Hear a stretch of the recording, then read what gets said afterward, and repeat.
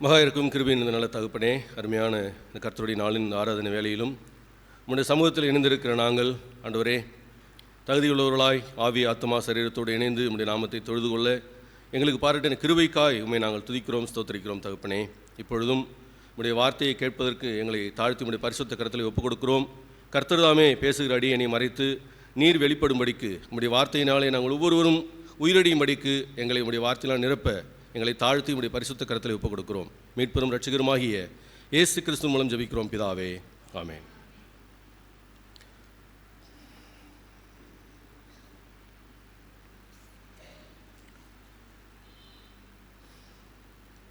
தேவனுடைய மகத்துவமுள்ள நாமம் மகிமைப்படுவதாக. தொடர்ந்து நாம் ஒரு வரிசையிலே செய்தியை கேட்டுக்கொண்டு வருகிறோம் இல்லையா? இதோ நான் ஆதரிக்கிற என் தாசன் என்ற ஒரு தலைப்பிலே நாம் தொடர்ந்து செய்தியை கேட்டுக்கொண்டு வருகிறோம். விசேஷமாக இந்த ஏசாயா 42வது அதிகாரம் 1 முதல் 7 வசனம் வரைக்கும் தமிழில் இந்த வார்த்தைகள் கொடுக்கப்பட்டிருக்கிறது. குறிப்பாக நான் ஆதரிக்கிற என் தாசனுக்கு என்னென்ன குணாதிசயங்கள் என்பதை குறித்து நான் ஒவ்வொன்றாய் வாசித்து வருகிறோம். அவருடைய நீதியை குறித்து, அவருடைய கரத்தை பிடித்து, அவரை தற்காத்து, இப்படி ஒவ்வொரு குணாதிசயமாய் வருகிற நாம் இன்றைய நாளிலும் கூட அந்த இடையில் வரக்கூடிய ஒரு வார்த்தையை குறித்து தான் நாம் தியானிக்கிறோம். அதற்காக 42வது அதிகாரம் ஏசாயா 7வது வசனத்தையும் கூட நாம் வாசிக்கலாம். ஏசாயா 42:7. கர்த்தராகிய நான் நீதியின்படி உம்மை அழைத்து உம்முடைய கையை பிடித்து உம்மை தற்காத்து உம்மை ஜனத்திற்கு உடன்படிக்கையாகவும் ஜாதிகளுக்கு ஒளியாகவும் வைக்கிறேன். இங்கு பார்க்கிறோம், உம்மை தற்காத்து என்ற வார்த்தைக்கு பிற்பாடு உம்மை ஜனத்திற்கு உடன்படிக்கையாகவும் என்ற ஒரு வார்த்தையை நாம் வாசிக்கிறோம். ஆக இந்த வார்த்தையை குறித்து தான் இந்த நாளிலும் கூட நாம் சிந்திக்கப் போகிறோம். ஜனத்திற்கு ஒரு உடன்படிக்கையை கர்த்தர் ஏற்படுத்தி வைத்திருக்கிறார் என்பதை குறித்து நாம் சிந்திக்கிறோம். பொதுவாக இந்த வார்த்தை உடன்படிக்கை என்ற ஒரு வார்த்தை பழைய ஏற்பாட்டின் காலத்திலே எழுதின, பழைய ஏற்பாடு முழுக்க முழுக்க எபிரேயு மொழியிலும் புதிய ஏற்பாடு முழுக்க முழுக்க கிரேக்க மொழியிலும் எழுதப்பட்டது என்பது நமக்கு நன்றாய் தெரியும். இதிலே பழைய ஏற்பாடு எழுதின இந்த எபிரேய மொழியிலே இந்த உடன்படிக்கை என்ற வார்த்தைக்கு பெரிட் அப்படின்னு சொல்லி ஒரு எபிரேய வார்த்தை ஒன்று பயன்படுத்தப்படுகிறது. பெரிட் என்றால் 2 உருவங்களை நடுவாக வெட்டுவது. ஏன்னா உடன்படிக்கைன்னு சொல்லிட்டு வெட்டுறது குறித்து பேசுகிறாங்களேன்னு சொல்லி யோசிக்கலாம். ஒரு புனிதமான பலியிலே வெட்டுவதை குறித்த ஒரு வார்த்தைக்கு தான் பெரிட் என்று அர்த்தம். இந்த வார்த்தை தான் உடன்படிக்கை என்ற ஒரு வார்த்தைக்கு பயன்படுத்தப்பட்ட எபிரேய பதம். ஆக ஒரு இரு திறத்தாரை சேர்க்கும் பொருட்டு ஒரு மிருகமானது வெட்டப்பட வேண்டும். அந்த வெட்டக்கூடிய நிகழ்வுக்கு தான் டு கட், அந்த நிகழ்வுக்கு பேர் தான் இந்த உடன்படிக்கை என்ற ஒரு வார்த்தை. இதையே நாம் புதிய ஏற்பாட்டிலே பார்க்கும்பொழுது கிரேக்க மொழியிலே இதற்கு டயாத்தேக் அப்படின்னு சொல்லக்கூடிய 2ஆக பிரித்த பாகத்திலே ஒன்றோடு ஒன்று சேர்த்து வைப்பது என்று சொல்லி அந்த ஒரு பதம் கொடுக்கப்பட்டிருக்கிறது. உடன்படிக்கைனா ஒருவேளை ஒருத்தருக்கு புரிஞ்சுக்கிறதுக்காக சொல்லணும் அப்படின்னா துண்டு போட்டு தாண்டுறதுன்னு சொல்லுவாங்க. துண்டு போட்டு தாண்டுறது. இப்போது உங்களுக்கும் எனக்கும் ஒரு உடன்படிக்கை அப்படி என்றால் ஒப்பந்தம் என்ற வார்த்தை மிக நேர்த்தியாக இதற்கு அமையும். ஒப்பந்தம் என்ற ஒரு வார்த்தை. பொதுவாக ஒரு கணவன் மனைவி 2 பேரும் ரட்சிக்கப்பட்டவங்க தான். 2 பேரும் நல்லா வாழ்ந்துட்டு இருந்தாங்க. திடீர்னு ஒரு நாள் அவங்களுக்கு ஒரு வெளிப்பிரயாணம் போகும்போது இந்த அம்மாவுக்கு ரொம்ப ஆசை, ரொம்ப நாளாக ட்ரைவ் பண்ணணும்னு சொல்லி, கார் ஓட்டணும்னு சொல்லி. எப்போவுமே கணவர் தான் ஓட்டிகிட்டு போவார். திடீர்னு ஒரு நாள் அந்த அம்மா கேட்டாங்க இவர்கிட்ட, ஏங்க இன்றைக்கி நான் கார் ஓட்டுட்டுமா அப்படின்னாங்க. இவர் திரும்பி பார்த்தார், சிரிச்சுக்கிட்டே காரை நிறுத்தி அவர் கையில் ஸ்டேரிங் கொடுத்துட்டு நல்லா தூங்கிட்டார். அந்த அம்மாவுக்கு ஒரு சந்தேகம் வந்துருச்சு. எழுப்புச்சு அந்த அவரை கூப்பிட்டு, ஏன்னா திடீர்னு என்னை நம்பி காரை கொடுத்துட்டீங்க அப்படின்னு சொன்னோடனே அந்த அம்மா சொன்னிச்சு, இல்லை எனக்கு ஒரு நம்பிக்கை இருக்குது, நான் நிம்மதியாக கண்ணை மூடிடுவேன். கண்ணை மூடி முழிச்சு பார்க்கும்போது ஒன்று பரலோகத்தில் இருப்பேன், இல்லைன்னா வீட்டில் இருப்பேன். இது 2 நம்பிக்கையோடு நான் என்ன பண்ணுறேன், என் கண்ணை மூடுறேன்னு சொல்லி அவர் கண்ணை மூடி என்ன பண்ணார், தூங்க ஆரம்பிச்சிட்டார். அப்போது எங்கே போகிறோம் என்ற ஒரு நம்பிக்கையை உண்டு பண்ணக்கூடிய ஒரு நிகழ்வு தான் இந்த உடன்படிக்கை. பழைய ஏற்பாட்டின் காலத்திலே நிறைய உடன்படிக்கை குறித்து தேவன் நம்மோடு கூட பேசியிருக்கிறார். அதாவது பொதுவாக முதலாவது உடன்படிக்கை யாரோடு கூட ஏற்படுத்தினான்னு சொல்லி பார்த்தீங்கன்னா, நோவாவுடைய காலத்திலே நோவாவோடு ஏற்படுத்தப்பட்ட உடன்படிக்கை தான் முதலாவது உடன்படிக்கை. என்ன சொன்னார், நான் அழித்த இந்த ஜனத்தை இனி நான் என்ன பண்ண மாட்டேன், இந்த தண்ணியினால் அழிக்க மாட்டேன்னு சொல்லி உடன்படிக்கையின் அடையாளமாக ஒரு வானவில்லை ஏற்படுத்தி அந்த உடன்படிக்கையின் சின்னமாக ஏற்படுத்துகிறார். அதான் முதல் உடன்படிக்கை. அதற்கு அடுத்தபடியாக பார்த்தீங்கன்னா ஆபிரகாமோடு கூட தேவன் உடன்படிக்கை பண்ணினார். ஒரு கல்லையும் மண்ணையும் வணங்கி கொண்டிருந்த விக்கிரகத்தின் பின்னாடி உயிருள்ள தேவனை அறியாமல் வணங்கி கொண்டிருந்த அவரை கரம் பிடித்து அழைத்து வந்து வெளியே வானத்தை பார்த்து அவரோடு கூட பேசினார். நான் உன்னோடு உடன்படிக்கை ஏற்படுத்துகிறேன், உன் ஜாதியை பெரிய ஜாதியாக்கி உன்னை பலத்தவனாக்குவேன், இந்த நட்சத்திரங்களைப் போல உனக்கு என்ன பண்ணும், ஜாதி உண்டாகும் சொல்லி ஆபிரகாமோடு கூட பண்ணின ஒரு உடன்படிக்கை. அதுக்கு அடுத்தபடியாக பார்த்தீங்கன்னா சீனாய் மலையிலே தம்முடைய சொந்த ஜனமாகிய இஸ்ரவேல் ஜனத்தோடு கூட பண்ணின ஒரு உடன்படிக்கை. இந்த உடன்படிக்கை மிக ஒரு மேன்மையான ஒரு உடன்படிக்கை. ஏன்னா அதுவரைக்கும் தம்முடைய ஜனங்களை நடத்தி வந்த கர்த்தர் அவர்களோடு கூட ரொம்ப நெருங்கி ஜீவிக்க முடியல. இவங்களாலையும் போய் என்ன பண்ண முடியலன்னா அவர் கூட நெருங்க முடியல. ஏன்னா அவருக்கு இடையாக இருந்த பரிசுத்தம் இவர்களை அந்த மலைக்கு பக்கத்தில் கூட சேரக்கூடாத அளவுக்கு மிகப்பெரிய தடையாக இருந்தது. அப்போ அந்த சூழ்நிலையில்தான் அந்த சீனாய் மலையிலே மோசேயின் மூலமாக தேவன் தம்முடைய ஜனத்திற்கு உடன்படிக்கையை கொடுத்தார். அதை 10 கற்பனைகளாக என்ன பண்ணார், வடிவமைத்து அவர்கள் கையிலே கொடுத்தார். அது சீனாய் மலையில் ஏற்படுத்தப்பட்ட ஒரு உடன்படிக்கை. அதுக்கு அடுத்தபடியாக தம்முடைய சொந்த ஜனமென்று தாம் ஆராதிக்கக்கூடிய லேவியர்கள், ஆரோனுடைய குமாரர்கள், அவர்களுக்கு மட்டும் அவர்களோடு கூட வைத்து கொண்ட ஒரு உறவு, அவர்களுக்கு கூட ஒரு ஒப்பந்தம், அவர்களோடு கூட ஒரு உடன்படிக்கை என்று சொல்லி நாம் பார்க்கிறோம். எப்படி ஆராதனை முறைமைகள் எப்படி இருக்க வேண்டும், பலிகள் எப்படி இருக்க வேண்டும், நீங்கள் தொழுது கொள்ளக்கூடிய இடம் எப்படி இருக்க வேண்டும், நான் வாசம் பண்ணக்கூடிய வாசஸ்தலம் எப்படி இருக்க வேண்டும் என்று சொல்லி அவர்களுக்குள்ளாக ஒரு உடன்படிக்கையை லேவியரோடு கூட ஏற்படுத்தினார். அதோடு கூட திருமணத்திற்கான உடன்படிக்கையையும் அவர் ஏற்படுத்தி கொடுத்தார். அதாவது ஒரு கணவன் ஒரு மனைவி எவ்வாறு இணைக்கப்பட வேண்டும் அப்படின்னு சொல்லி அதுக்கான ஒரு உடன்படிக்கையும் தேவன் ஏற்படுத்தி கொடுத்தார். அது மாத்திரமல்ல, தொடர்ந்து தாவீதினுடைய வாழ்க்கையிலும் தேவன் உடன்படிக்கையை கொடுத்தார். இப்படி தம்முடைய உடன்படிக்கையை பழைய ஏற்பாட்டின் காலத்திலே அநேக தம்முடைய பிள்ளைகளோடு கூட ஏற்படுத்தி கொண்டு வந்த தேவன். இதெல்லாம் பழைய உடன்படிக்கை. இதெல்லாம் என்னது, பழைய உடன்படிக்கை. இப்படி சொல்லிட்டு இப்போ நாம் வாசித்த இந்த 42வது அதிகாரம் 7வது வசனத்தில் இவ்வாறு சொல்கிறார், உம்மை ஜனத்திற்கு உடன்படிக்கையாகவும் வைக்கிறேன் என்று சொல்லும் பொழுது யாரை அவர் சொல்கிறாருன்னு சொல்லி அருமையான சகோதரர் அவங்க சொன்னாங்க. யாரோடு கூட ஏற்படுத்தினார் உடன்படிக்கையை? தம்முடைய சொந்த குமாரன் இயேசு கிறிஸ்துவை நமக்கான உடன்படிக்கையாக வைக்கிறேன் என்று சொல்லி அந்த பதத்தை பார்க்கிறோம். It is given in present tense, அதாவது நிகழ்காலத்தை குறித்து சொல்லப்பட்ட ஒரு வார்த்தை அது இல்லையா. வைக்கிறேன், வைப்பேன் அப்படின்னு சொல்லி எதிர்காலத்தில் சொல்ல, வைத்தேன்னு சொல்லி பாஸ்ட் டென்ஸில் சொல்லலை, வைக்கிறேன் அப்படின்னு சொல்லி என்ன பண்ணுறாரு, நிகழ்காலத்திலே சொல்லுகிறார். அப்போது இன்றளவும் நமக்கு பிரயோஜனமான இந்த உடன்படிக்கை யாராக இருக்கிறார் என்று சொல்லி பார்த்தால் அது ஆண்டவராகிய இயேசு கிறிஸ்து. பழைய ஏற்பாட்டினுடைய பழைய உடன்படிக்கை அதனுடைய போக்கிலே போய்கொண்டிருக்கும் பொழுது கர்த்தர் ஒரு வார்த்தையை இந்த இடத்துல உபயோகிக்கிறார். அதைத்தான் நாம் ஒரு புதிய உடன்படிக்கையாக பார்க்கிறோம். புதிய உடன்படிக்கையாக நாம் அதை காண முடியும். இந்த புதிய உடன்படிக்கை யார் மூலமாய் கொடுக்கப்படுகிறதுன்னு பார்த்தீங்கன்னா அதை இன்ட்ரோடியூஸ் பண்ணுறவர் தான் இந்த ஏசாயா. அதை அறிமுகப்படுத்துகிறவர் யார்? ஏசாயா அறிமுகப்படுத்தியிருக்கிறாரு. இதை விளக்கப்படுத்துவதற்கு எரேமியா வரார். எரேமியா 31வது அதிகாரம் 31 முதல் 34 வரைக்கும் உள்ள வசனங்களை வாசிக்கலாம். எரேமியா 31வது அதிகாரம் வசனங்கள் 31 முதல் 34 வரை. இதோ நாட்கள் வரும் என்று கர்த்தர் சொல்லுகிறார், அப்பொழுது இஸ்ரவேல் குடும்பத்தோடும் யூதா குடும்பத்தோடும் புது உடன்படிக்கை பண்ணுவேன். நான் அவர்கள் பிதாக்களை எகிப்து தேசத்திலிருந்து அழைத்து வர கைப்பிடித்த நாளிலே அவர்களோடே பண்ணின உடன்படிக்கை அல்ல. ஏனெனில் நான் அவர்களுக்கு நாயகராயிருந்தும் அந்த என் உடன்படிக்கையை அவர்கள் மீறி அவமாக்கி போட்டார்களே என்று கர்த்தர் சொல்லுகிறார்.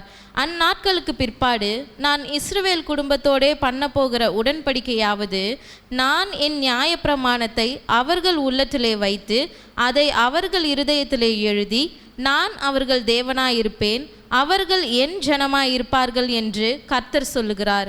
இனி ஒருவன் தன் அயலானையும் ஒருவன் தன் சகோதரனையும் நோக்கி கர்த்தரை அறிந்து கொள் என்று போதிப்பதில்லை. அவர்களில் சிறியவன் முதல் பெரியவன் மட்டும் எல்லாரும் என்னை அறிந்து கொள்வார்கள் என்று கர்த்தர் சொல்லுகிறார். நான் அவர்கள் அக்கிரமத்தை மன்னித்து அவர்கள் பாவங்களை இனி நினையாதிருப்பேன்.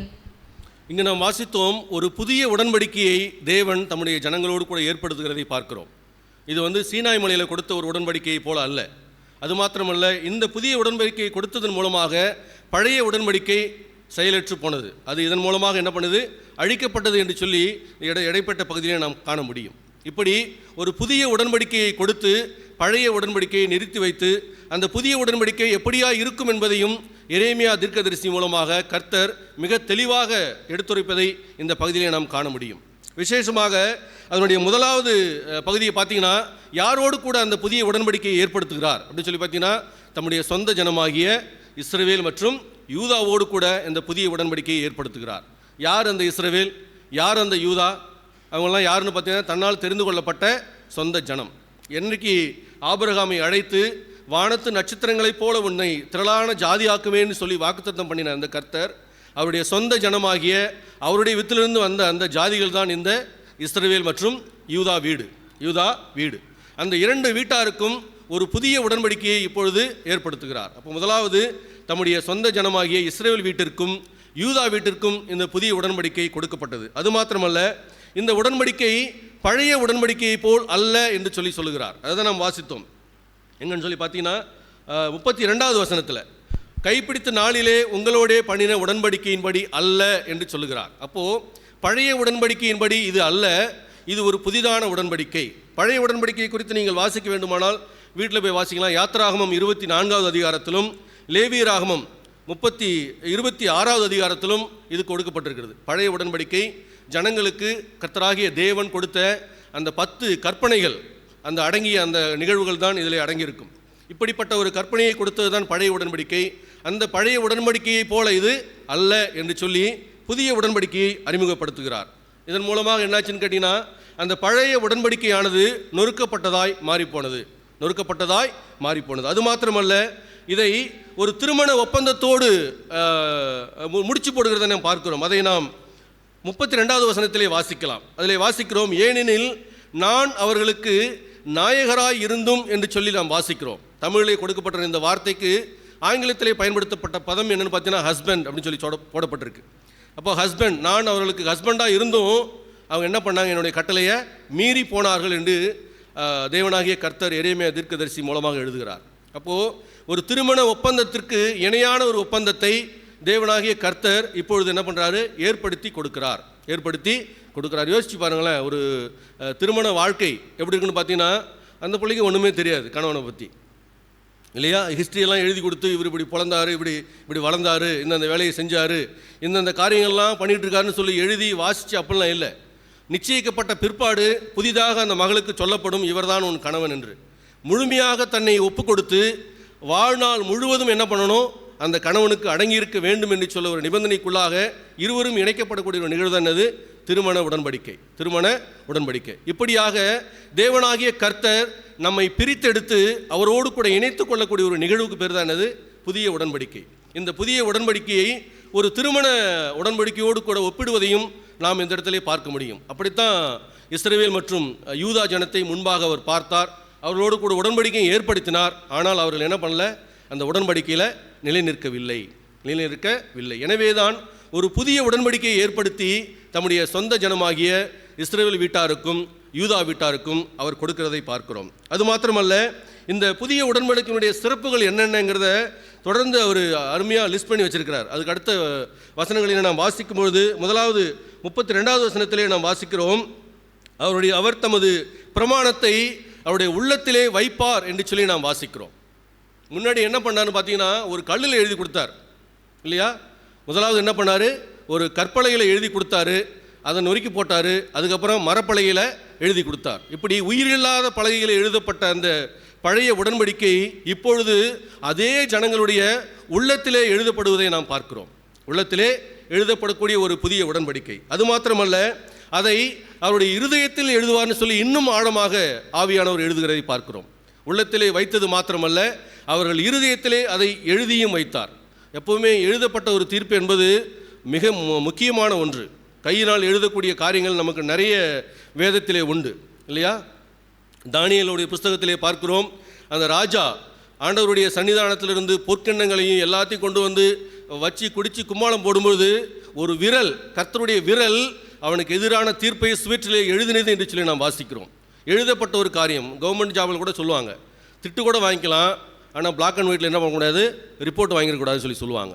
எழுதி ஒரு கடிதம் கொடுக்கப்பட்டு விட்டது என்றால் அது ஆவணப்படுத்தப்படும், அது பத்திரமாக பாதுகாக்கப்படும், அதற்கு பதில் ஒன்று அளித்தே ஆக வேண்டும். எனவே தான் அந்த கற்பலகையில் எழுதின எழுத்தை, பலகையில் எழுதின எழுத்தை மாற்றி இப்பொழுது தேவனாகிய கர்த்தர் அவருடைய இருதயத்திலே எழுதுகிறதை நாம் பார்க்கிறோம். அப்போ இந்த புதிய உடன்படிக்கை சாதாரணமாக வெளியில் தொங்க போடுறதுக்கு இல்லை, நம்முடைய இருதயங்களிலே எழுதப்படுவதற்காக கொடுக்கப்பட்ட அந்த ஒரு வார்த்தை. அது மாத்திரமல்ல, தேவனாகிய கர்த்தர் அவர்களை பார்த்து சொல்கிறார், நான் உங்கள் தேவனாய் இருப்பேன் என்று சொல்கிறார். அந்த வார்த்தையை நாம் 33வது வசனத்திலே நாம் வாசிக்கலாம். நான் அவர்கள் தேவனாய் இருப்பேன் என்று சொல்கிறார். அதற்கு அடுத்தபடியாக இதை வாசிக்கிற, இதை நம்புகிற ஒவ்வொரு ஜனமும் என்னுடைய ஜனமாய் இருப்பார்கள் என்றும் தொடர்ந்து அவர் சொல்கிறார். ஒரு உறவு பந்தத்தை ஏற்படுத்துகிறதை இந்த இடத்துல நாம் பார்க்க முடியும். புதிய உடன்படிக்கை அவர்களை முழுமையாக தள்ளி வைக்கல, இப்போ என்ன பண்ணுறாரு, கூட்டி சேர்க்கக்கூடிய ஒரு உடன்படிக்கையை இப்பொழுது ஏற்படுத்துகிறார். பழைய உடன்படிக்கை கொடுக்கப்பட்ட போது அந்த சீனாய் மலையிலேருந்து தூரமாக தள்ளி நின்னாங்க அந்த ஜனங்கள். சொன்னாங்க மோசேயை பார்த்து, எப்பா நாங்கள் அவரை கண்டிப்பாக பார்க்க முடியாது, நாங்கள் பார்த்தோம்னா நாங்கள் செத்து போயிடுவோம், நீ போ.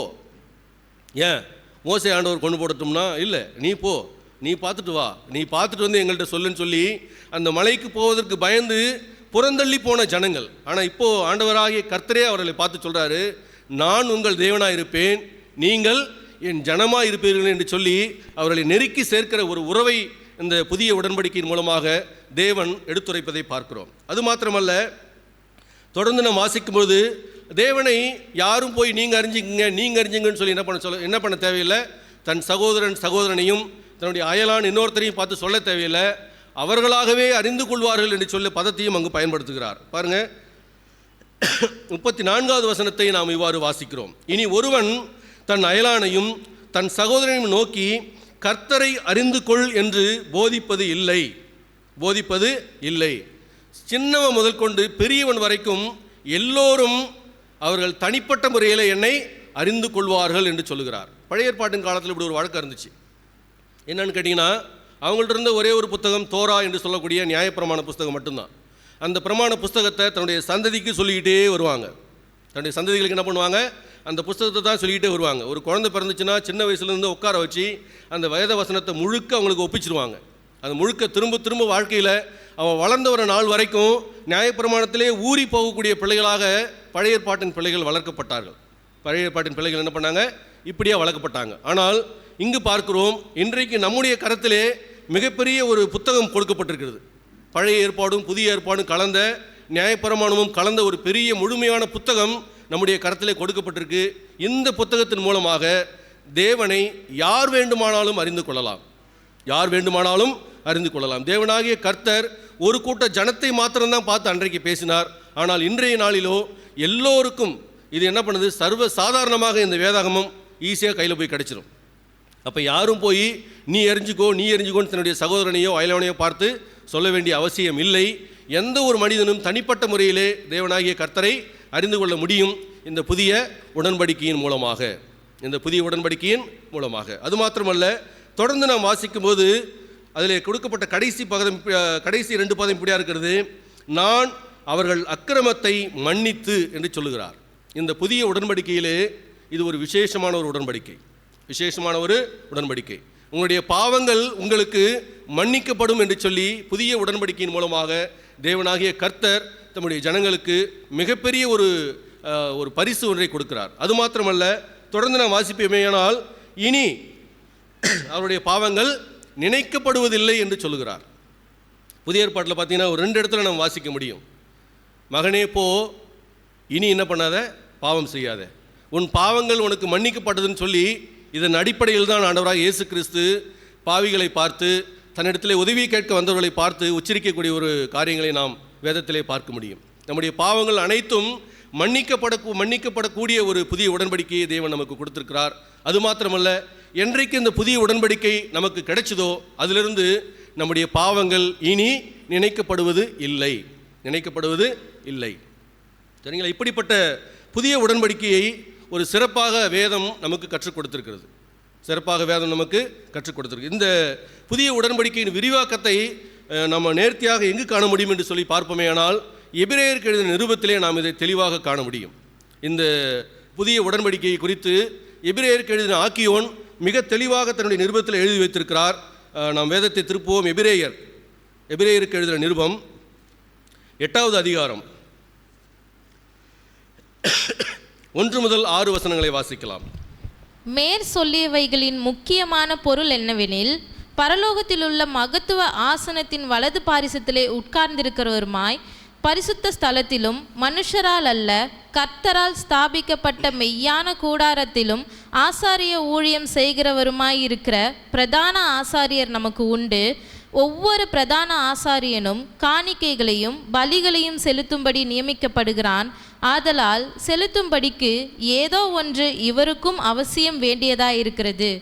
பூமியிலே இவர் இருப்பாரானால் ஆச்சரியராய் இருக்க மாட்டார், ஆசாரியராய் இருக்க மாட்டார்.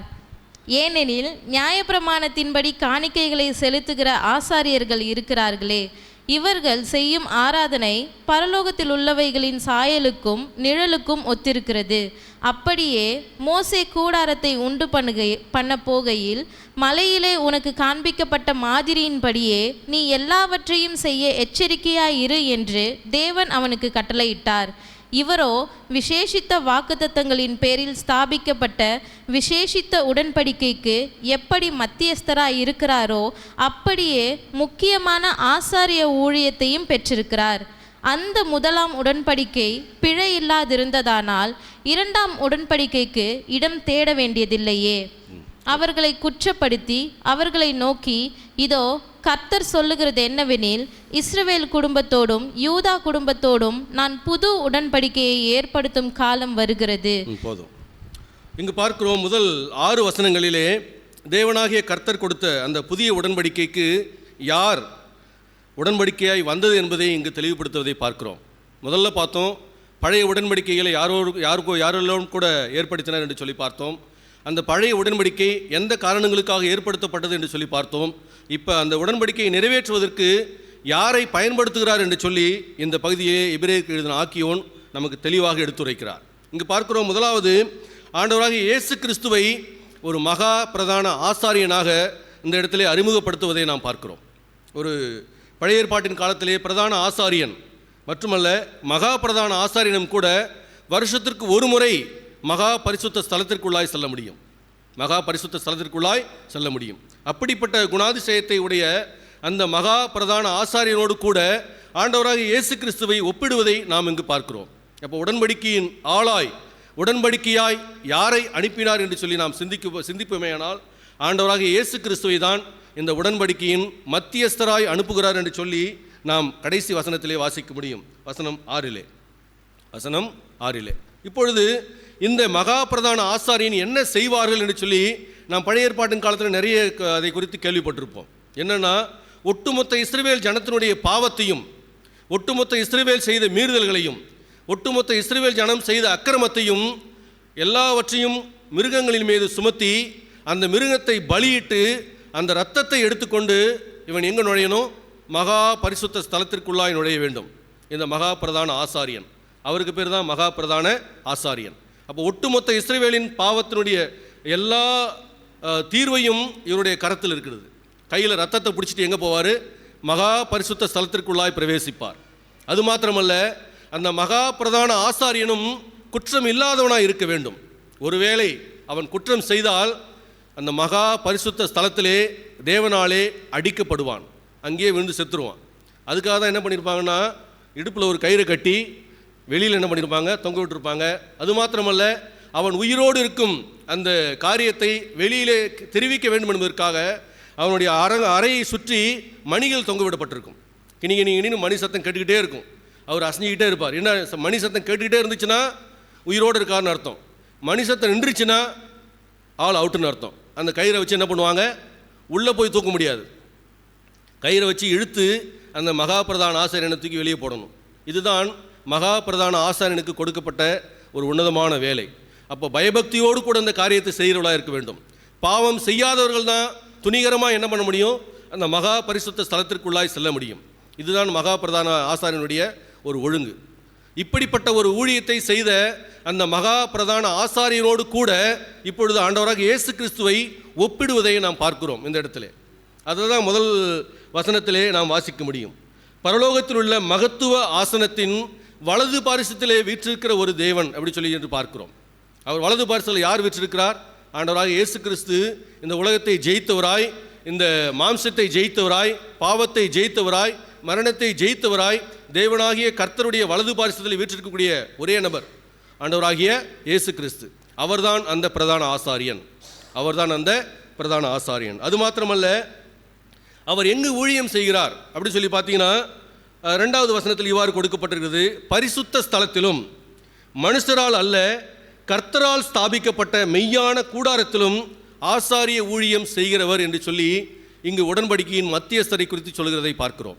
அப்போது இவர் செய்யக்கூடிய ஊழியம் அன்றைய காலத்திலே, பழைய ஏற்பாட்டின் காலத்திலே அந்த மகா பிரதான ஆசாரியன் செய்த ஊழியத்தை போல அல்ல. இவர் எங்கே ஊழியம் செஞ்சார்னு பார்த்தீங்கன்னா பரிசுத்த ஸ்தலத்திலே ஊழியம் செய்த கர்த்தர் இவர். அது மாத்திரமல்ல, தேவனால் ஸ்தாபிக்கப்பட்ட மெய்யான கூடாரத்தின் ஆசாரிய ஊழியம் செய்கிற ஒரு நபர்தான் இந்த ஆண்டவராகிய இயேசு கிறிஸ்து. இங்கே பார்த்தீங்கன்னா மெய்யான கூடாரம், கர்த்தரால் ஸ்தாபிக்கப்பட்ட மெய்யான கூடாரம் என்று சொல்லி நாம் வாசிக்கிறோம். அந்த மெய்யான கூடாரம் எதுங்க? நம்முடைய இருதயம், நம்முடைய இருதயம். ஏன்னா நீங்களே அந்த ஆலயம்னு சொல்லி பேதுரு சொல்லுகிறார். வேறு ஆலயத்தை போய் என்ன பண்ணாதீங்க, ஒரு பெரிய கட்டடத்துலையோ நல்ல சிலுவை போட்டு மாட்டிருக்கிற ஒரு இடத்துலையோ போய் தேடாதீங்க. நீங்களே அந்த ஆலயம் சொல்லி சொல்லுகிறார். நம்முடைய உள்ளத்திலே, நம்முடைய உள்ளத்தை மாற்றுவதற்காக, நம்முடைய உள்ளத்தின் அழுக்குகளை போக்குவதற்காக ஊழியம் செய்ய வந்தவர் தான் இந்த ஆண்டவராக இயேசு கிறிஸ்து. இங்கே ஊழியம்னு போட்டிருக்கு. இங்கிலீஷில் பார்த்தீங்கன்னா மினிஸ்டர் அப்படின்னு சொல்லி என்ற வார்த்தை பயன்படுத்தப்பட்டிருக்கிறது. மினிஸ்டர்னால் என்ன பண்ணுவாங்க? வேலையை வாங்குவாங்க. வேலையை என்ன பண்ணுவாங்க? வாங்குவாங்க. ஆனால் இவரோ ஊழியம் செய்தார் என்று சொல்லி நாம் வாசிக்க முடியும் இல்லையா? ஊழியம் கொல்ல வரவில்லை, அவர் ஊழியம் செய்ய வந்தார். ஆக்சுவலாக அவருக்கு நம்மளாம் ஊழியம் செய்யணும். அவர் யார்? மகத்துவ ராஜாவினுடைய குமாரன், சர்வ சிருஷ்டிக்கும் எஜமானன். அவருக்கு நாம் வேலை செய்யணும். ஆனால் அவர் என்ன பண்ணார்? நமக்காக வேலை செய்கிறவராய் மாறினார் என்று வேதம் சொல்லுகிறது. அப்போது பரிசுத்த ஸ்தலத்திலே, தேவனால் ஏற்படுத்தப்பட்ட மெய்யான கூடாரத்திலே ஊழியம் செய்த ஒரு நபர் தான் இந்த பிரதான மகா பிரதான ஆசாரியனாகிய ஆண்டவராகிய இயேசு கிறிஸ்து. அன்றைக்கு மகா பிரதான ஆசாரியர்கள் ஊழியம் செஞ்சாங்க. எங்கே செஞ்சான்னு கேட்டிங்கன்னா, மனுஷருடைய கையால் செய்யப்பட்ட ஆசரிப்பு கூடாரத்தில் என்ன பண்ணாங்க? அவங்க இந்த ஊழியத்தை செய்தார்கள். ஆனால் இவரோ மனிதனுடைய கைப்படாத, மனிதர்கள் கைவேலை செய்யாத தேவனுடைய மெய்யான கூடாரத்தில் ஊழியம் செய்யக்கூடிய தேவனுடைய மகா பிரதான ஆசாரியனை இருக்கிறார். அது மாத்திரமல்ல, இதை காட்டிலும் மேன்மையான ஒரு ஊழியம் இவருக்கு கொடுக்கப்பட்டிருக்கிறது என்று சொல்லி நாம் வாசிக்கிறோம். அப்போது பழைய ஏற்பாட்டில் உள்ள அந்த மகா பிரதான ஆசாரியனை காட்டிலும் மேன்மையான ஒரு ஊழியத்தை இவர் பெற்றுக்கொண்டார். இவர் என்ன பண்ணார்? பெற்றுக்கொண்டார். அது மாத்திரமல்ல, இந்த உடன்படிக்கையின் மத்தியஸ்தராய் இவர் விளங்கினார். இந்த புதிய உடன்படிக்கையின் மத்தியஸ்தர் யார் தான்? இந்த ஆண்டவராக இயேசு கிறிஸ்து தான். இப்போ விசேஷித்த உடன்படிக்கையை பெற்றவர் மாத்திரமல்ல, அதை நிறைவேற்றுகிறவர் மாத்திரமல்ல, அந்த உடன்படிக்கையின் மத்தியஸ்தரும் இவர் தான். இதுதான் நான் ஆரம்பத்திலே சொன்னேன். உடன்படிக்கை என்ற வார்த்தைக்கு நடுவாக என்ன பண்ணது? துண்டு போடுறதுன்னு சொல்லி சொன்னேன். ரெண்டு துண்டாக வெட்டி பிரிக்கிறதுக்கு பேர் தான் என்னது? உடன்படிக்கை, பழைய ஏற்பாட்டின் காலத்திலே. ஆனால் புதிய ஏற்பாட்டின் காலத்திலே இரண்டுக்கும் ஒரு உறவை ஏற்படுத்தக்கூடிய ஒரு உடன்படிக்கையை, ஒரு ஒப்பந்தத்தை ஆண்டவராக இயேசு கிறிஸ்து செய்யதான் இந்த மேன்மையான ஆசாரிய ஊழியத்தை தெரிவு செய்து கொண்டார். இவருடைய ஊழியம் சாதாரணமாக இப்போ நம்மளை கூப்பிட்டு, நீங்கள் போய் பாஸ்டர் என்னை கூப்பிட்டாரு, நீங்கள் இந்த அடுத்த வாரம் மெசேஜ் கொடுக்கணும், சரிங்க பாஸ்டர் நான் செய்கிறேன், இப்படி சாதாரணமாக என்ன பண்ணல, இவருடைய ஊழியம் ஆரம்பிக்கலை. ஆண்டவராக இயேசு கிறிஸ்துனுடைய ஊழியம் நாம் வாசித்த அந்த வசனத்திலே பார்ப்போம். ஆனால் 6வது வசனத்திலே, விசேஷித்த வாக்குத்தத்தங்களின் பேரில் ஸ்தாபிக்கப்பட்ட விசேஷித்த உடன்படிக்கைக்கு இவர் மத்தியஸ்தர். இவர் ஒன்றும் சாதாரணமாக ஓடி வந்து என்ன பண்ணல, இந்த ஊழியத்தை செய்யலை. தேவனால் தெரிந்து கொள்ளப்பட்டு மிகச்சிறந்த மிக மேன்மையான ஊழியம் இவருடைய கரத்திலே கொடுக்கப்பட்டது. இவருடைய கரத்திலே கொடுக்கப்பட்டது. இந்த ஒரு ஊழியத்தை பெற்றுக்கொண்டு தான் அவர் புதிய உடன்படிக்கையின் மத்தியஸ்தராய் இந்த பூமிக்கு வந்தார். அப்போ பழைய உடன்படிக்கையை தூக்கி போட்டு புதிய உடன்படிக்கையை நிறைவேற்றுகிறவராய், புதிய உடன்படிக்கையின் மத்தியஸ்தராய் ஆண்டவராய் இயேசு கிறிஸ்து இந்த உலகத்தில் வந்ததை பார்க்கிறோம். இப்படியாக எபிரேய ஆக்கியோன் இந்த புதிய உடன்படிக்கையினுடைய காரியங்களை மிக தெளிவாக விரிவுபடுத்துகிறார். இன்னும் இதை தொடர்ந்து நீங்கள் வாசித்தீங்கன்னா, நம்ம எரேமியாவில் வாசித்த வசனங்கள் எல்லாம் இங்கே இருக்கும். பார்த்தீங்கன்னா 8வது வசனத்திலிருந்து 12வது வசனம் வரைக்கும் நீங்கள் வாசித்தீங்கன்னா, இப்போ நாம் எரேமியா 31 34 வரைக்கும் வாசித்த வசனங்கள் முழுக்க இங்கே கொண்டு வந்து வச்சிருப்பார் அவர். இதை தான் இப்படி எக்ஸ்பிளைன் பண்ணியிருக்கிறார். அப்போ இந்த பழைய உடன்படிக்கையை மாற்றி புதிய உடன்படிக்கையை கொடுத்த கர்த்தர் அந்த புதிய உடன்படிக்கைக்கு பாத்திரவானாய் மத்தியஸ்தராய் யாரை ஏற்படுத்தி வைத்தார்? ஆண்டவராகிய இயேசு கிறிஸ்துவை ஏற்படுத்தி கொடுக்கிறார். அவரை பார்த்து தான் சொல்கிறாரு, இதோ நான் ஆதரிக்கிற என் தாசன் என்று சொல்லி. அந்த புதிய உடன்படிக்கையின் மத்தியஸ்தர். இதை இன்னும் ஆழமாக புரிந்து கொள்ள வேண்டுமையானால் தொடர்ந்து 9வது அதிகாரம் 11 முதல் 15 வசனம் வாசிக்கலாம். 9வது அதிகாரம் வசனங்கள் 11 முதல் 15 வரை. கிறிஸ்துவானவர் வரப்போகிற நன்மைகளுக்குரிய பிரதான ஆசாரியராய் வெளிப்பட்டு கையினால் செய்யப்பட்டதாகிய இந்த சிருஷ்டி சம்பந்தமான கூடாரத்தின் வழியாக அல்ல, பெரிதும் உத்தமமுமான கூடாரத்தின் வழியாகவும் வெள்ளாட்டுக்கடா இளங்காலை இவைகளுடைய இரத்தத்தினாலே அல்ல, தம்முடைய சொந்த இரத்தத்தினாலும் ஒரே தரம் மகா பரிசுத்த ஸ்தலத்திலே பிரவேசித்து நித்திய மீட்பை உண்டு பண்ணினார்.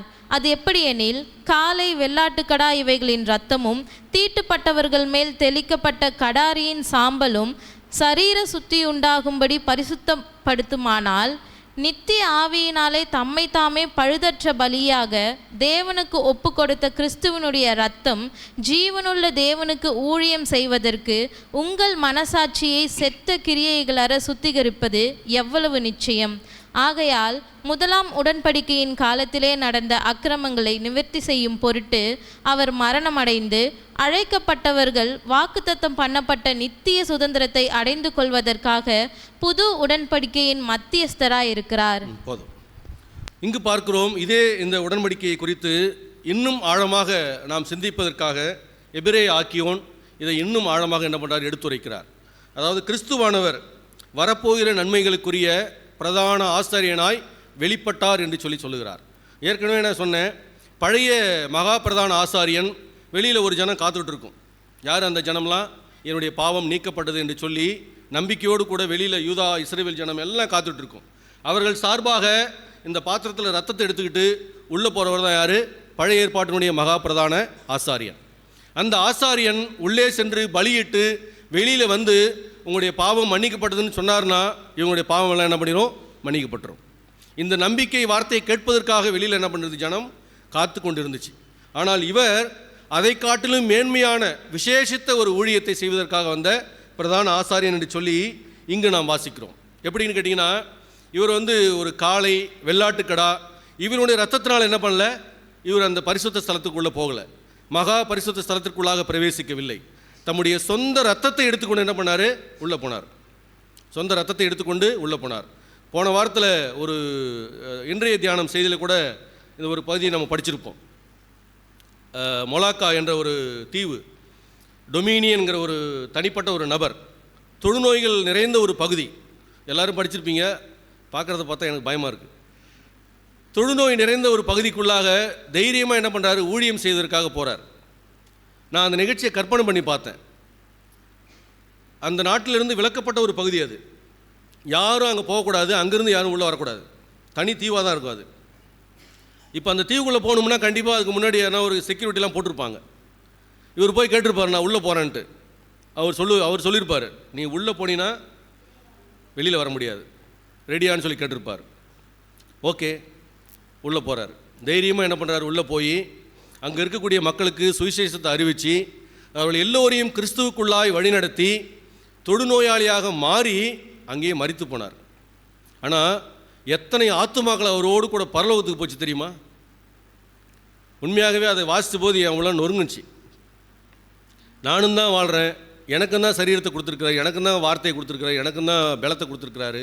எத்தனை பேருக்கு நான் ஆண்டவருடைய சுவிசேஷத்தை சொல்லி எத்தனை பேரை நான் ரட்சிப்புக்குள்ளே நடத்தியிருக்கிறேன். நல்ல பலவான்களை நான் சந்திக்கக்கூடிய நல்ல பிள்ளைகளை எத்தனை பேரை நான் பரலோகத்து நேராக ஏற்படுத்தி போயிருக்கேன்னு சொல்லி பார்த்தா ஜீரோ. உடன்படிக்கையின் மத்தியஸ்தராய் வந்த கிறிஸ்து எப்படிப்பட்ட மக்களுக்காய் வந்தார், எப்படிப்பட்ட மக்களுக்காய் வந்தார்னு சொல்லி பார்த்தீங்கன்னா, நாமெல்லாம் ரொம்ப நீதிமான்கள் கிடையாது. பிறந்ததுலேருந்து இந்த நாள் வரைக்கும் நம்மை நீதிமான்கள் என்று சொல்லுவதற்கு எந்த ஒரு தகுதியும் நம்ம இடத்துல இல்லை. முன்னாடியே கூட பார்த்தோம், நம்முடைய நீதி நம்மை ஒருபோது என்ன பண்ணாது? நீதிமானாய் மாற்றாது. நம்முடைய நீதியெல்லாம் எப்படி தெரியுமா இருக்குது? அழுக்கான கந்தையாக இருக்கிறது என்று சொல்லி நாம் அந்த அழுக்கான கந்தைங்கிற பதமே தவறு. இங்கிலீஷில் வாசித்தீங்கன்னா ஃபில்த்தி ரேக் சொல்லி அந்த வார்த்தை பயன்படுத்தப்பட்டிருக்கிறது. ஃபில்த்தி அப்படின்னா அருவருப்பானதுன்னு சொல்லி அர்த்தம். நம்ம போடுற துணி இருக்குது, இன்னொரு துணி இருக்கும், சமையல் துணி அழுக்கெல்லாம் பயன்படுத்துவோம். ரெண்டு துணியை நம்ம எப்படி எடுத்துகிட்டு போவோம்? கட்டி அணைச்சி தூக்கிட்டு போவோம், அது அழுக்கான துணி. அருவருப்பானதை எப்படி போவோம்? ரெண்டு விரலால் தூக்கிட்டு போவோம் இல்லையா? இப்படிப்பட்ட நீதியை உடையவர்கள் தான் நாம் எல்லோரும். அருவருப்பான நீதியை உடைய, அருவருப்பான கந்தையாக இருக்கிறதுன்னு சொல்லி நம்முடைய நீதியை குறித்து வேதம் சொல்லுகிறது. இப்படிப்பட்ட நபர்களுக்காகத்தான் மத்தியஸ்தராய், நித்திய மீட்பை உண்டு பண்ணக்கூடிய ஒரு நபராய், மகா பிரதான ஆசாரியனாய் ஆண்டவராக இயேசு கிறிஸ்து புதிய உடன்படிக்கையின் மத்தியஸ்தராக இந்த உலகத்திற்கு வந்தார் என்று சொல்லி நாம் வாசிக்கிறோம். அதை தான் நம்ம தொடர்ந்து நாம் வாசித்த இந்த பகுதியில் நாம் வாசிக்க முடியும். தெளிவாக பார்த்தீங்கன்னா, முதலாவது வரப்போகிற நன்மைகளுக்குரிய ஒரு பிரதான ஆசாரியனாய் அவர் என்ன பண்ணார்? இந்த உலகத்திற்கு வந்தார். அது என்ன வரப்போகிற நன்மை? நம்ம இங்கேருந்து வெளியில் போகும்போது கிடைக்கக்கூடிய நன்மையா? அருமையாக சிஸ்டர் வந்து ஷேர் பண்ணும்போது சொன்னாங்க, என்னென்னா, நான் மட்டும் பரலோகத்துக்கு போனால் பத்தாது. அதை நல்லா புரியும்படி சொன்னால், தலையை விட்டுட்டு முண்டை மாத்திரம் என்ன பண்ணக்கூடாது, பரலோகத்தில் போய் நுழைஞ்சு எந்த பிரயோஜனமும் கிடையாது. தலையோடு கூட போனோம்னா எவ்வளோ தைரியமாக போய் உள்ள நுழையலாம். இப்படி ஒரு சாட்சியை நான் கேட்டிருக்கிறேன். குற்றாலத்தில் ஒரு அம்மா, அவங்க வீட்டுக்காரர் கேன்சரால் பாதிக்கப்பட்டு இறந்து போயிடுவார். அவர் இன்னும் ரட்சிக்கப்படாதவர். இந்த சகோதரி ரட்சிக்கப்பட்ட சகோதரி. அவர் இடத்துல வந்து டாக்டர் சொல்லிட்டாங்க, உன் புருஷன் பிழைக்க மாட்டார், அடக்கம் பண்ண வேண்டிய வழியை பார்த்துட்டு சொல்லிட்டாங்க. உடனே அந்த அம்மா நேராக புறப்பட்டு பாஸ்டருக்கு ஃபோன் பண்ணி இந்த மாதிரி சொல்லிட்டாங்க, நீங்கள் ஜெபம் பண்ணுங்க, நானும் ஜெபம் பண்ணுறேன்.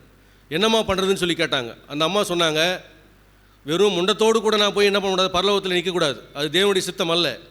என் புருஷனும் ரட்சிக்கப்படணும், அவர் எனக்கு தலையாக இருக்கிறான்னு சொல்லி கிறிஸ்து சொன்னதுனால என் தலையோடு கூட தான் நான் என்ன பண்ணணும், பரலோகத்தில் நுழையணும்னு சொல்லி சாட்சி கொடுத்துட்டு ஜெபம் பண்ணிவிட்டு அவருக்கு போய் சுவிசேஷத்தை சொல்லி அவரை ரட்சிக்கப்பட்டவர் 2 பேரும் வந்து நின்று சாட்சி சொன்னாங்க. 2 பேர் வந்து நின்று என்ன பண்ணாங்க, அந்த சாட்சியை மிக நேர்த்தியாக சொன்னார்கள். இப்படிப்பட்ட சாட்சிகளின் நிமித்தம் தான் பரலோகம் மிகுந்த மகிழ்ச்சி கொள்கிறது என்று சொல்லி நாம் வாசிக்கிறோம் இல்லையா? ஒரு நித்திய மீட்பை நமக்கு உண்டு பண்ணுவதற்காக இந்த மகா பிரதான ஆசாரியனாகிய கிறிஸ்து இந்த உலகத்திற்கு வந்தார். அது மாத்திரமல்ல, தம்மை பரிசுத்த பலியாக தேவனுக்கு ஒப்பு கொடுத்தார். பரிசுத்த பலியாக. அன்றைக்கு ஆசாரியர்கள் கொடுத்த பலியெல்லாம் எப்படிப்பட்ட பலியாக இருந்துச்சு தெரியுங்களா? அந்த பாவத்தை மூடி போடக்கூடிய பலியாக தான் இருந்துச்சு. திரும்பவும் ஏஞ்சிடும் அந்த பாவம் என்ன பண்ணும், அடுத்த வருஷமும் திரும்ப ஒரு காளையை தூக்கிட்டு நிற்பாங்க, திரும்ப ஒரு ஆட்டுக்கடாவை கூட்டு வந்து நிற்பாங்க, திரும்ப ஒரு புறா கொஞ்சம் தூக்கிட்டு வந்து நிற்பாங்க. நான் போன வருஷம் மன்னிப்பு கேட்டேன், இப்போ திரும்ப பாவம் பண்ணிட்டேன் அப்படின்னு சொல்லி வருஷம் டன் கணக்கில் என்ன பண்ணியிருப்பார், அந்த ஆசாரியன் பலிகளை செலுத்தியிருப்பார், ரத்தத்தை கொண்டு போய் தெளிச்சிருப்பார், எல்லாவற்றையும் பண்ணி முடிச்சிருப்பார். ஆனால் அவர்களுக்கு உண்மையான மீட்பு கிடைக்கல. ஆனால் இந்த நித்திய உடன்படிக்கையை, இந்த நித்திய மீட்பை உண்டு பண்ண வந்த இவரோ ஒரே தரம் தம்மை முழுமையாய் பலியிட்டார் என்று சொல்லி இந்த வேதத்திலே நாம் வாசிக்கிறோம். அந்த ஒரே ஒரு மேன்மையான பலி, மகத்துவமான பலி, உண்மையான பலி நம்ம எல்லோருக்கும் போதுமானதாக இருந்தது. அப்போ அந்த பலி எவ்வளோ நேர்த்தியாக இருக்குன்னு சொல்லி பாருங்களேன் இல்லையா? இத்தனை வருஷமாக அந்த மகா பிரதான ஆசாரியன் செலுத்தி அவ்வளோ ரத்தத்தை மோந்து பார்த்த கர்த்தருக்கு பிரியமில்லாத ஒரு பலியாக இருந்தபோது, இவர் ஒருவர் தம்மை முழுமையாய் பலி கொடுத்த அந்த ஒரு பலி அவருக்கு சுகந்த வாசனையாக இருந்தது. அவருக்கு என்ன பண்ணுச்சு, சுகந்த வாசனையாக இருந்துச்சு. அந்த ஒரு பலி நிமித்தம் தம்முடைய ஜனங்கள் எல்லோருக்கும் அவர் நித்திய மீட்பை உண்டு பண்ணினார். அதுதான் நாம் வாசிக்கிறோம். அது மாத்திரமல்ல, நித்திய சுதந்திரத்தையும் நாம் அடையும்படிக்கு இப்படிப்பட்ட ஒரு மீட்பை ஆண்டவராக இயேசு கிறிஸ்து நமக்கு உண்டு பண்ணினார். நம்முடைய பாவங்களற, நம்முடைய செத்த கிரியைகளற நம்மை சுத்திகரிப்பதற்கு அவர் நித்திய மீட்பை நமக்கு உண்டு பண்ணியிருக்கிறார். நாம் நித்திய சுதந்திரத்திற்குள்ளாக பிரவேசிக்கும் பொருட்டு அவர் ஒரே தரம் அந்த மகா பரிசுத்த ஸ்தலத்திலே தம்மைத்தாமே பலிபொருளாய் கொடுத்து இந்த புதிய உடன்படிக்கையின் மத்தியஸ்தராய் மாறிப்போனார். எவ்வளவு அழகாக எபிரேயருக்கு எழுதின ஆக்கியோன் இந்த சம்பவத்தை நினைவு கூர்றார் பாருங்க. நிறைய காரியங்கள் நம்முடைய மனசில் கேள்விப்பட்டிருப்போம். இதெல்லாம் அனுபவித்த நிறைய சாட்சிகள், உயிருள்ள சாட்சிகள் வேதம் முழுக்க உண்டு. எபிரேயருக்கு எழுதின ஆக்கியோன் இதே நிருபத்தில் 11வது அதிகாரத்தை எடுத்து பார்த்தீங்கன்னா இதனுடைய பலனை அனுபவித்த ஒரு சாட்சிகளுடைய பட்டியலை நாம் பார்க்க முடியும். நித்திய சுதந்திரத்திலே இந்த நித்திய மீட்பை உண்டு பண்ணின ஆண்டவராக இயேசு கிறிஸ்துவின் மூலமாய், தேவனாகிய கர்த்தர் மூலமாய் நித்திய சுதந்திரத்திலே தங்களை அழைத்து கொண்டு சென்ற அநேக நபர்களை பட்டியல் என்ன பண்ணலாமோ எபிரேயர் 11 பார்க்கலாம்.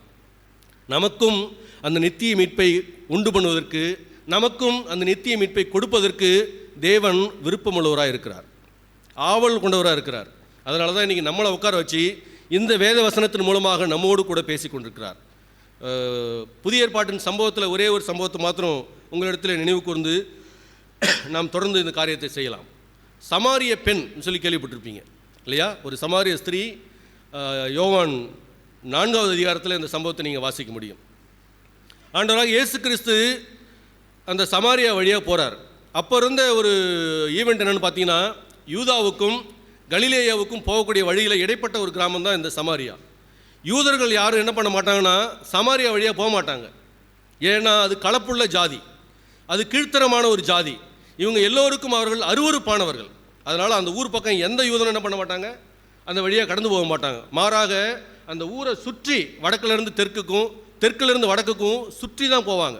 கிட்டத்தட்ட 24 மைல் 40 கிலோமீட்டர் சுற்றி தான் என்ன பண்ணுவாங்க, அவங்க நடந்து போனாலும் சரி, கழுதையில் போனாலும் சரி, ஒட்டகத்தில் போனாலும் சரி போவாங்க. ஆனால் ஆண்டவராக இயேசு கிறிஸ்து சமாரியாவின் வழியாய் போகிறாரு. மத்தியான வெயில், கொளுத்துற வெயிலில் போகிறார். அந்த ஊருக்கு போய் ஒரு பெண்ணை சந்திக்கிறார். அந்த பெண்ணு வாரா வந்து எதுக்காக வந்தேன்னு பார்த்தீங்கன்னா, தண்ணி மல்ல வந்தவ. அந்த கிணத்துக்கு முன்னாடி இவரே அந்த பிள்ளை வருவதற்கு முன்பாகவே கர்த்தராகிய தேவன் போய் இயேசு கிறிஸ்து போய் அந்த இடத்துல உட்கார்ந்துருக்கிறார். உட்கார்ந்து அந்த பெண்ணுடைய வருகைக்காக காத்துக்கொண்டே இருக்கிறார். அந்த பெண்ணு வந்தவ என்ன பண்ணுறா, யாரோ ஒருத்தர் உட்காந்துக்கான்னு சொல்லிட்டு பார்த்து அவள் பாட்டி தண்ணி மொழ்றா. ஆண்டவராக இயேசு கிறிஸ்து அவளை பார்த்து கேட்குறாரு, எனக்கு கொஞ்சம் தண்ணி கொடுக்குறியாமான்னு சொல்லி கேட்குறாரு. எனக்கு கொஞ்சம் தண்ணி கொடுக்குறியா அப்படின்னு சொல்லி கேட்குறாரு. பார்த்த மாத்திரத்திலே அவள் கண்டுகொள்கிறாள், இவன் ஒரு யூதன். இவர் யூதனாக இருக்க சமாரிய பெண்ணாகி என்னிடத்துல எப்படி கேட்கலாம் அப்படின்னு சொல்லிட்டு அவரை பார்த்து கேட்குறாங்க, யூதர்கள் யாருமே எங்கள்கிட்ட பேசக்கூட மாட்டாங்களே, என்னை பார்த்து நீங்கள் ஏன் தண்ணி கேட்குறீங்க, இது தப்பாச்சே அப்படின்னு சொல்லி அந்த அம்மா கேட்குறாங்க. ஆனால் கிறிஸ்து சொல்கிறாரு, உன்னிடத்துல கேட்குறது யாருன்னு தெரிஞ்சா நீ என்ன பண்ணியிருப்பா, அவர்கிட்ட ஜீவ தண்ணீரை கேட்டிருப்ப. அவர் உனக்கு என்ன பண்ணியிருப்பார், என்றென்றைக்கும் தாகம் எடுக்காத ஒரு ஜீவ தண்ணீரை உனக்கு கொடுத்துருப்பார் அப்படின்னு சொல்லுவார். இந்த அம்மாவுக்கு அதெல்லாம் புரியல. என்னடா ஜீவ தண்ணீருங்கிறாரு, என்றைக்குமே தாகம் எடுக்காத தண்ணீர் வேறு சொல்கிறாரு, இதெல்லாம் புதுசாக இருக்கே அப்படின்னு சொல்லிட்டு அந்த அம்மா சொன்னிச்சு, அப்படின்னா ஒன்று பண்ணுங்க, எனக்கு தாகமே எடுக்கக்கூடாது, நான் திரும்ப இந்த இடத்துக்கு தண்ணி மூலம் வரக்கூடாது, எனக்கு என்ன பண்ணுங்க, அந்த தண்ணியை கொடுங்க அப்படின்னு சொல்லி கேட்டான். தேவனுடைய பதில் என்னவாக இருந்திருக்கணும், சரின்னு சொல்லி கொடுத்துருக்கணும். ஒரு கேள்வியை வச்சார், போய் உன் புருஷனை கூட்டுவான்னார். என்ன சொன்னார், போய் உன் புருஷனை கூட்டுவான்னு சொல்லி சொன்னார். இவ ஆடி போயிட்டா. ஏன், ஏற்கனவே 4 திருமணம் முடித்து 5வது நபரோடு கூட தொடர்பு வைத்திருக்கக்கூடிய பெண் இவள். எப்படி இருக்கும்? இவ சொல்கிறா, எனக்கு தான் கல்யாணமே ஆகலையே அப்படின்னு சொல்லிட்டான். உடனே அவர் சொன்னார், நீ சொன்னதும் சரிதான், உனக்கு ஏற்கனவே 4 புருஷன் இருந்தாங்க, இப்போ உன் கூட இருக்கிறவன் உனக்கு புருஷன் இல்லை, கரெக்டு தான் சொன்னார். பிரியமானவர்களே, தேவனாகிய கர்த்தரிடத்திலே நாம் சேரும் பொழுது, நாம் அவருடைய வார்த்தையை கேட்கும் பொழுது, அவருடைய வார்த்தையை வாசிக்கும் பொழுது, உன்னுடைய பாவங்களை எடுத்து வெளியில் போடணும் முதல் வார்த்தையை சொல்லுவார் இல்லையா? உன் செல்ஃபோனை கொடுன்னு நம்மள்ட்ட கேட்பார். உன்னுடைய அந்தரங்கத்தை கொடு என்று சொல்லி நம்மை பார்த்து கேட்பார். நீ இருளிலே செய்கிற காரியத்தை வெளியிலே காட்டு என்று நம்ம இடத்துல சொல்லுவார் இல்லையா? அதைத்தான் அந்த மகள்கிட்ட சொன்னார், அவன் புருஷனை கொண்டு வானார். ஆடி போயிட்டா. பதில் வந்துச்சு. தெளிவாக சொன்ன உடனே புரிஞ்சுக்கிட்டா இவர் மேசியா என்று. வேறு ஒன்றும் பண்ணல.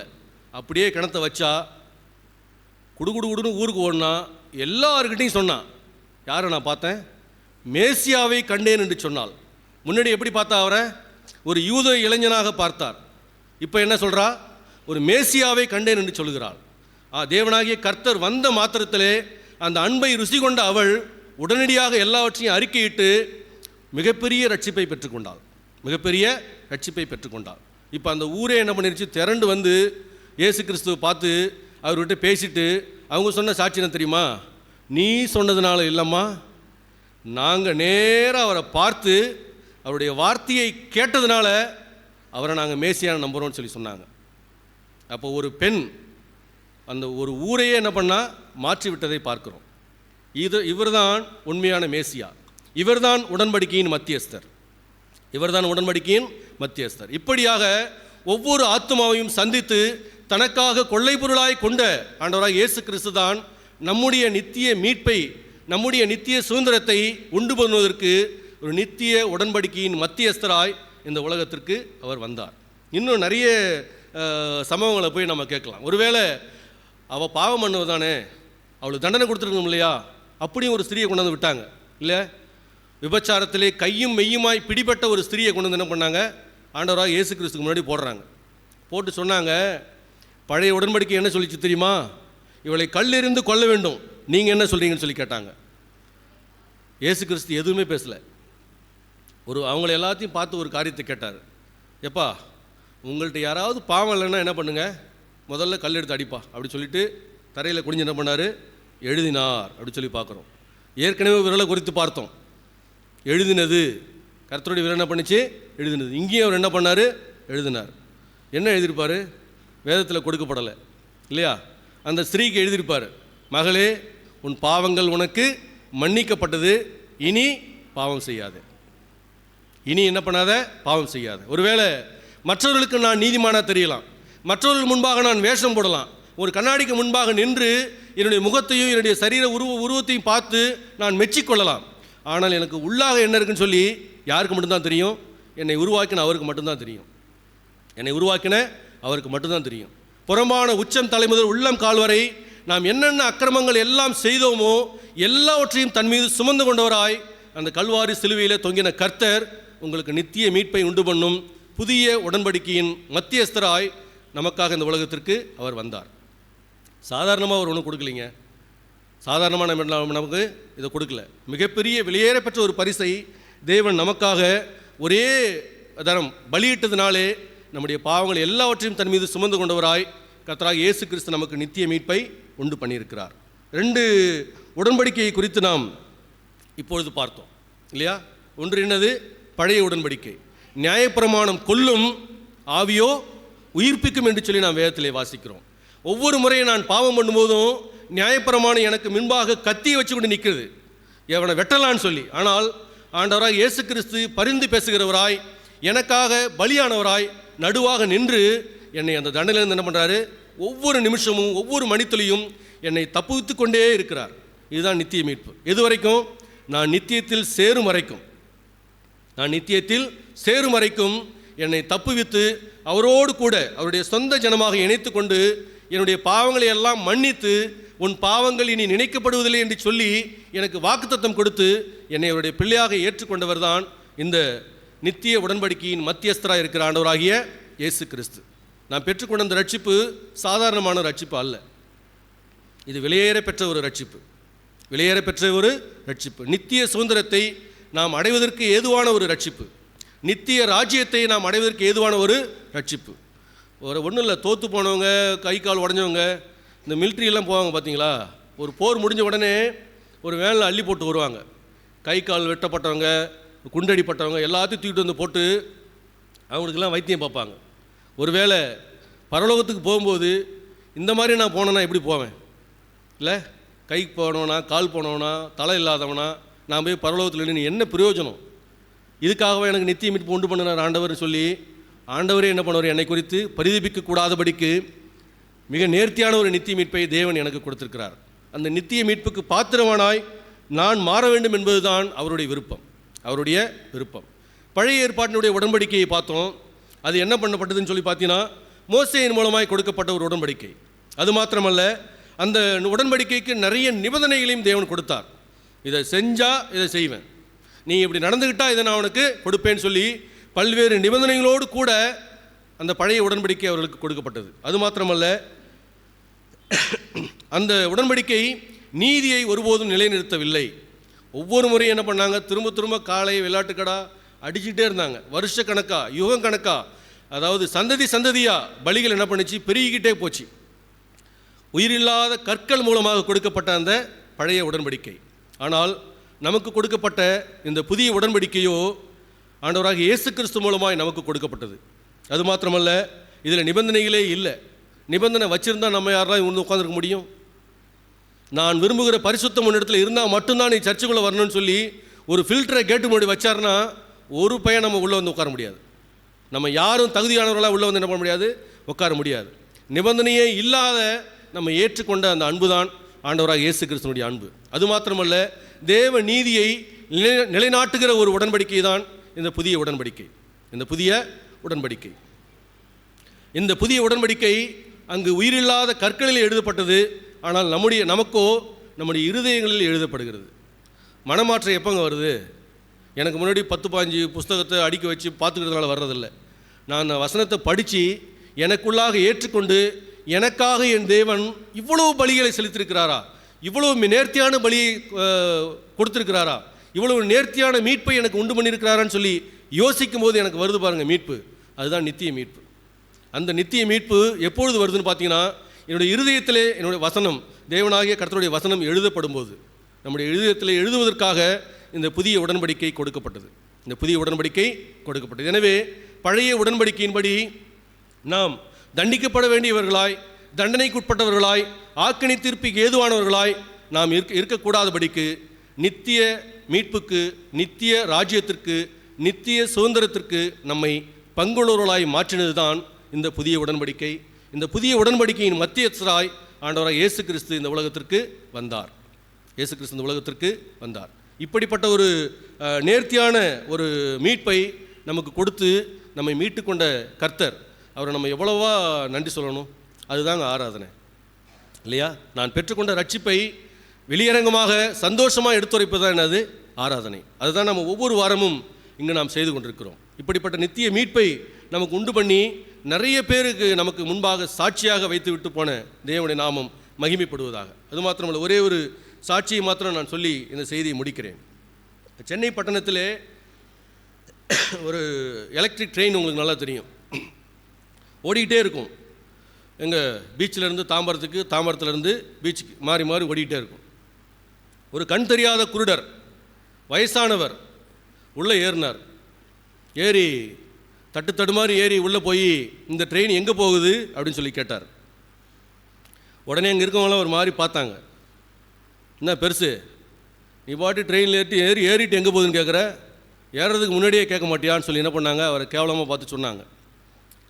அவர் அதை கண்டுக்கல. திரும்பவும் கேட்டார், இந்த ட்ரெயின் எங்கே போகுது அப்படின்னு கேட்டார்.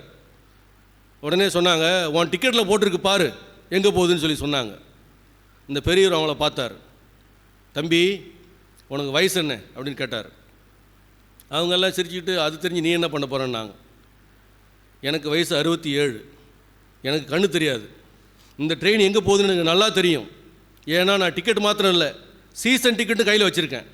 இந்த ட்ரெயின் எங்கே போகுதுன்னு தெரியும், எதிரில் போகுது பார், அந்த ட்ரெயின் எங்கே போகுதுன்னு தெரியும். ஆனால் நீ போகிற ட்ரெயின் எங்கே போகுதுன்னு தெரியுமா அப்படின்னு சொல்லி அவனை பார்த்து கேட்டார். அவன் ஆச்சரியமாக பார்த்தான். நான் போகிற ட்ரெயினா? நான் தான் டிக்கெட் வச்சுருக்கேனே, நான் போகிற ட்ரெயின் தான் எனக்கு நல்லா தெரியுமேன்னா. இந்த ட்ரெயினை ஒன்று நாங்கள் இறக்கி விட்டுரும், ஆனால் உன் வாழ்க்கை ட்ரெயின் எங்கே போகுதுன்னு உனக்கு தெரியுமான்னு சொல்லி அவனை பார்த்து கேட்டார். ஆடி போயிட்டான். என்ன சொல்கிறீங்கன்னு சொல்லி கேட்டான். ஆமாம்ப்பா அப்படின்னு சொல்லி ஆண்டவராக இயேசு கிறிஸ்துவினுடைய சுவிசேஷத்தை ஒரு 10 நிமிஷம் ட்ராவல் பண்ண அந்த நேரத்தில் சொல்லி முடித்தார். சொல்லி முடிச்சு எல்லாருடைய கண்களிலும் கண்ணீரோடு கூட அங்கேருந்து இறங்கினாங்க. அதில் ஒருவர் தான் எங்கள்கிட்ட வந்து சாட்சி சொன்னார். இப்படி அதில் இறங்கி அடுத்த ட்ரெயின் உள்ள ஏறினார். இந்த ட்ரெயின் எங்கே போகுது அப்படின்னு சொல்லி கேட்டார். சரியா? இப்படியாக அவருடைய பயணம் தொடர்ந்து போயிட்டே இருந்துச்சு. நம்ம பாடல் ஒன்று அருமையாக பாடுவோம், அழகாய் நிற்கும் யார் இவர்கள் என்று சொல்லி, இல்லையா? திரளாய் நிற்கும் யார் இவர்கள் என்று சொல்லி பாடல் பாடுவோம். அந்த அழகாய் நிற்போர் வரிசையில் நானும் நின்று என்ன பண்ணுவேன், அவரை தரிசிப்பேன் என்று சொல்லி நாம் பாடல் பாடுவோம். அந்த வரிசையில் அவர் நிற்பார். பிச்சைக்காரனாக இருந்து இந்த உலகத்திலே ஒன்றுமே கிடைக்காத லாசரு போய் அங்கே நிற்பார். எல்லாரும் பார்த்து கேவலப்படுத்தி கொண்டு வந்து நிறுத்தின அந்த பாவியாகிய ஸ்திரீ அந்த வரிசையில் போய் நிற்பான். கொண்டு வந்து வச்சு தூக்கிட்டு போன அந்த முடவன் அந்த வரிசையில் போய் நிற்பான். புதிய உடன்படிக்கையின் பாத்திரவான் என்று சொல்லி கொண்டேன்னா அந்த வரிசையில் நிற்பனா? எனக்குள்ள நானே அந்த கேள்வி கேட்கணும். மிக நேர்த்தியாக புதிய உடன்படிக்கையின் மத்தியஸ்தராய் நம்முடைய இருதயத்திலே அவருடைய வசனத்தை எழுதி நம்மை உயிர்ப்பிக்க வந்த ஆண்டவராய் இயேசு கிறிஸ்துவினுடைய வசனம் இன்றைக்கும் என்றைக்கும் நம்மோடு கூட இருப்பதாக, தேவனுடைய நாமம் மகிமைப்படுவதாக. நாம் ஜெபிக்கலாம்.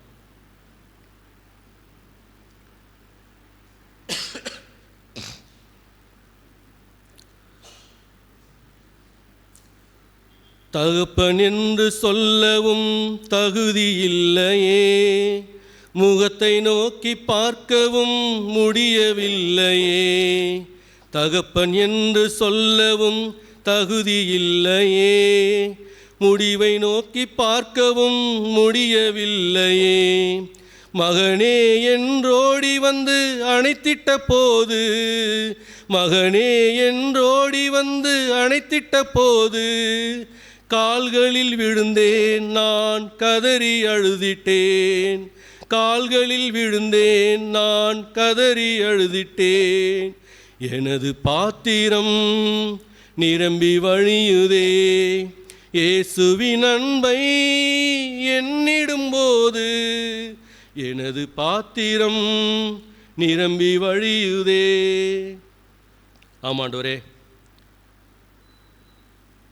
எங்களுக்காய் புதிய உடன்படிக்கையின் மத்தியஸ்தராய் மகா பரிசுத்த ஸ்தலத்திலே ஒரே பலியாய் ஒரே தரம் நுழைந்து நித்திய மீட்பை உண்டு பண்ணி நித்திய சுதந்திரத்திற்கு எங்களை பாத்திரவான்களாய் மாற்றின மகத்துவமுள்ள ஆண்டவரே, உம்முடைய நாம மாத்திரம் மகிமைப்படட்டும் தகப்பனே. இந்த வேளையிலே எங்களை தாழ்த்தி நாங்கள் ஒப்புக் கொடுக்கிறோம். அன்றைக்கு எளிய மகன் தகப்பனை விட்டு தூரம் போய் எல்லாவற்றையும் அனுபவித்து விட்டு ஆண்டவரே சுத்தம் இல்லாதவனாய், அழுக்கு நிறைந்தவனாய், குளிக்காதவனாய் அவனுடைய தகப்பனிடத்தில் வந்து சேர்ந்த பொழுது அவனை கட்டி அணைத்து கொண்டு ஒரு புதிய உடன்படிக்கையை அவனோடு கூட ஏற்படுத்தி, புதிய ஒப்பந்தத்தை ஏற்படுத்தி, புதிய வஸ்திரத்தை அவனுக்கு தரியுங்கள் என்று சொல்லி அவனை ஏற்றுக்கொண்ட கர்த்தர், அவனோ தன்னுடைய இருதயத்திலே தீர்மானம் பண்ணி கொண்டு போனான், உங்கள் முகத்தை கூட நான் பார்க்குறதுக்கு தகுதி இல்லைப்பா என்று சொல்லி. ஆண்டவரே, ஒருவேளை சரீர பிரகாரமாக இந்த உலக ரீதியாக எங்களுக்கு எல்லாம் கிடச்சிருக்கலாம், உமக்கு முன்பாய் நாங்கள் வந்து நிற்கும் பொழுது எங்களுடைய நீதி அது அருவருப்பான கந்தை என்று சொல்லி நாங்கள் வாசிக்கிறோம். ஆண்டவரே, இப்படிப்பட்ட நீதியை உடைய என்னையும் எங்களையும் மீட்பதற்காக புதிய உடன்படிக்கையின் மத்தியஸ்தராய் எங்களை மீட்கும் பொருளாய் ஒரே பலியாய் தேவனுடைய சமூகத்திலே உண்மையை தாமே கொடுத்து எங்கள் ஒவ்வொருவரையும் மீட்டுக்கொண்ட உன்னதமான கர்த்தாவே, உண்மையை நாங்கள் துதிக்கிறோம், ஸ்தோத்திரிக்கிறோம் தகப்பனே. பழைய உடன்படிக்கையை முறித்து போட்டு புதிய உடன்படிக்கையை எங்களுக்காய் கொடுத்த மேன்மையான கிறிஸ்துவாகிய தெய்வமே, உம்மை நாங்கள் துதிக்கிறோம், ஸ்தோத்திரிக்கிறோம். இந்த வேளையிலும் இப்படிப்பட்ட நித்திய சுதந்திரத்தை பெற்றுக்கொள்வதற்கு பாத்திரவான்களாய் நாங்கள் ஒவ்வொருவரும் எங்களிடத்தில் எந்த ஒரு கிரியையும் இல்லை தகப்பனே. ஆண்டவரே, கொரிந்து சபைக்கு அப்போஸ்தலனாகிய பவுல் எழுதும்போது, முன்னே நீங்கள் உங்கள் துர்க்கிரியினாலே அந்நியரும் கிறிஸ்து அற்றவர்களும் ஆண்டவரே கிறிஸ்து இல்லாதவர்களுமாய் இருந்தீர்கள் என்று சொல்லி எங்களை பார்த்து சொல்கிறார் தகப்பனே.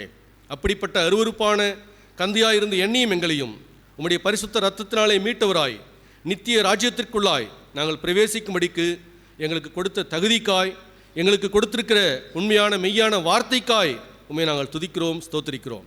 இணைந்து உம்முடைய நாமத்தை மகிமைப்படுத்துவதற்கு இந்த நேரம் வரைக்கும் எங்களை எடுத்து பயன்படுத்தின தயவுக்காய் உண்மை நாங்கள் துதிக்கிறோம், ஸ்தோத்திரிக்கிறோம். ஆண்டவரே, எங்களை நாங்களே தாழ்த்தி உம்முடைய பரிசுத்த கரத்திலே ஒப்புக் கொடுக்கிறோம். ராஜா, இன்னும் எங்களிடத்திலே ரட்சிப்பு இல்லை என்றால் எங்களுடைய ரட்சிப்பை மறுபடியும் நாங்கள் ஒருமுறை யோசித்து பார்த்து சிந்தித்து பார்த்து உமக்கு பிரியமான உமக்கு சித்தமான பாதையை நடக்கும்படிக்கு எங்களை தாழ்த்தி ஒப்புக் கொடுத்து மகத்துவமுடைய கரத்திலே எங்களை தாழ்மையாய் ஒப்புக் கொடுக்கிறோம். மீட்பெரும் இரட்சகருமாகிய இயேசு கிறிஸ்து மூலம் ஜெபிக்கிறோம் பிதாவே.